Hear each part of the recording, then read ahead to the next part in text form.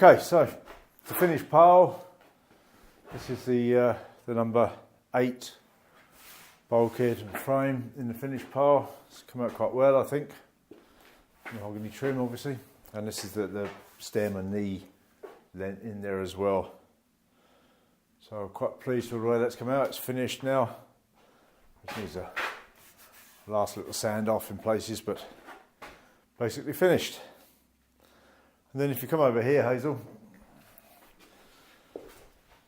you'll see here we've got I'll walk around the back.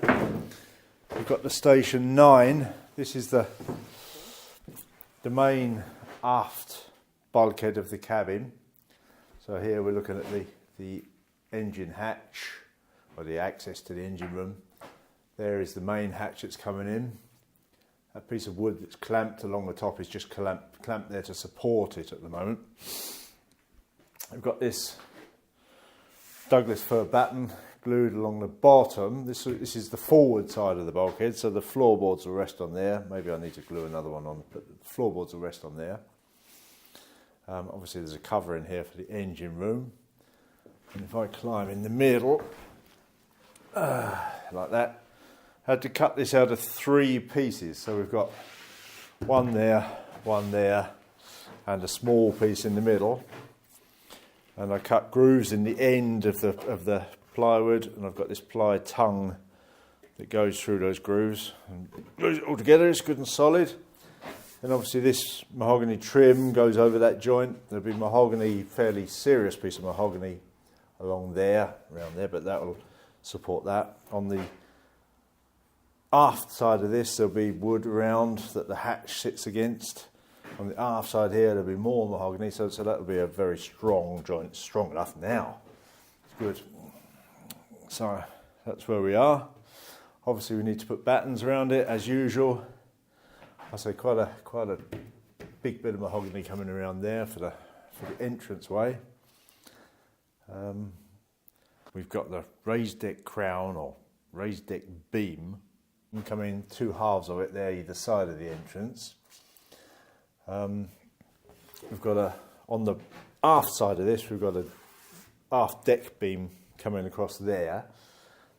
All the deck crowns are different curves. So the forward deck, the raised deck and the aft deck all have different curvatures.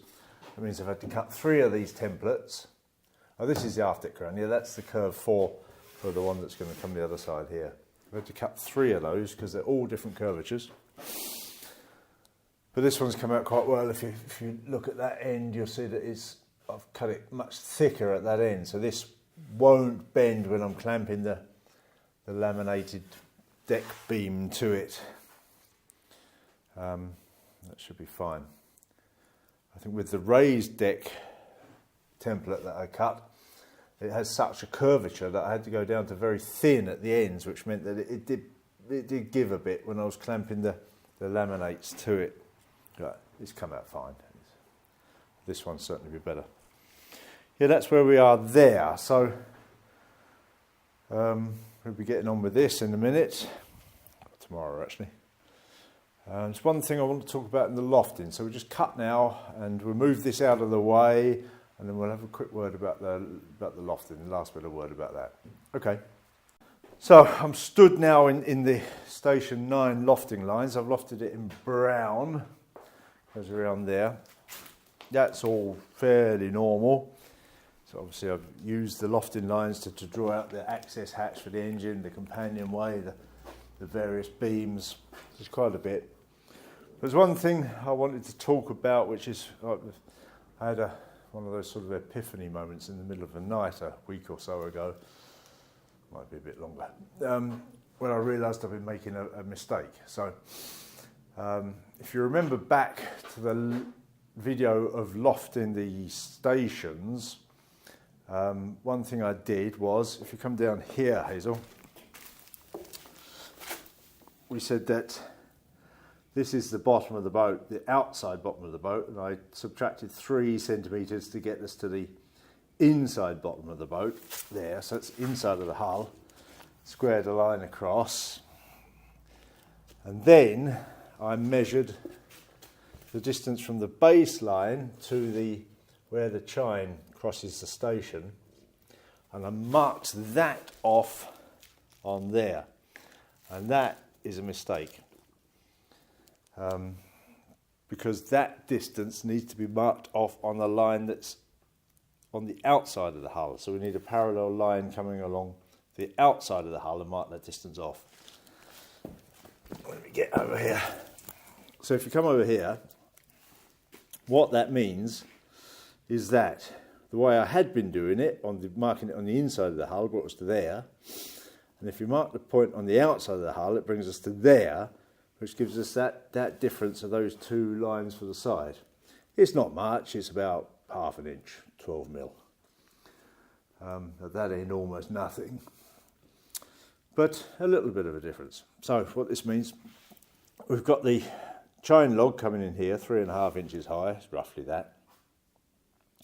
So that'll be let in there, so that part is completely irrelevant.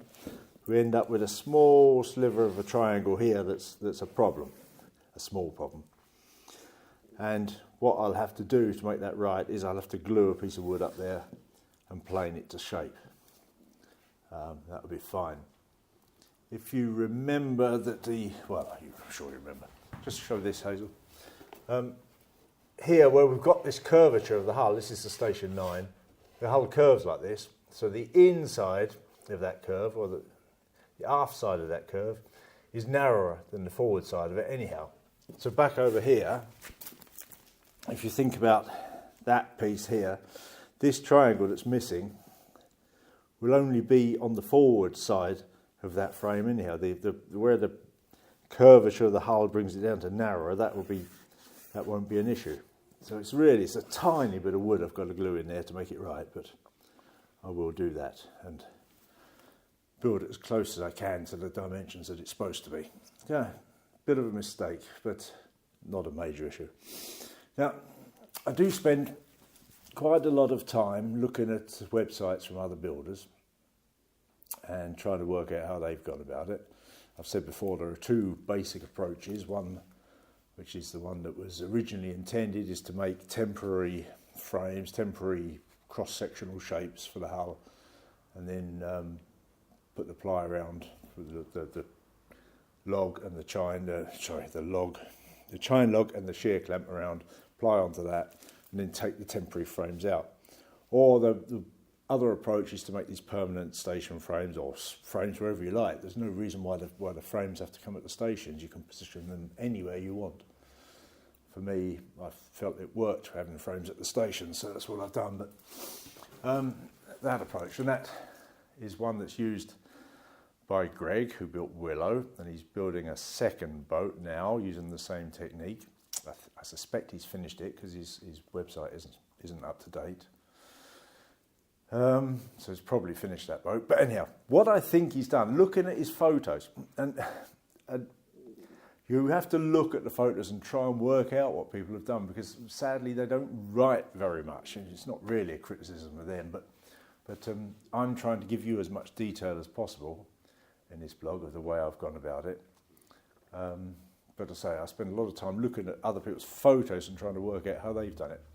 And on the second boat, I think Greg's had a good idea. And this is me trying to interpret his photos. I can't say this is absolutely true, but I think that he has lofted the sides of the boat an inch and a half narrower, and then he's simply gluing his chine log and his shear clamp on the outside of that, and then later gluing a piece of wood up between the chine log and the shear clamp, so he doesn't have to cut notches for those longitudinal members. And I think that's a very good idea. If I did it again, I might do the same. Too late for me now, but if anyone else is thinking of it, that's a reasonable idea, to loft to the inside of the chine log and the shear clamp. Then you've only got to fit your chine log and your shear clamp to the outside of those frames. It's easily done, and glue a piece of wood between them. Anyhow, that's not what I'm doing. That's where we cut, I think. Riches in the sunset, standing at the sea, Tell me where you're going so decisively. What's your destination? Tell me where you're bound. We can move together where adventures abound. Running free before the breeze. Are there many days such as these?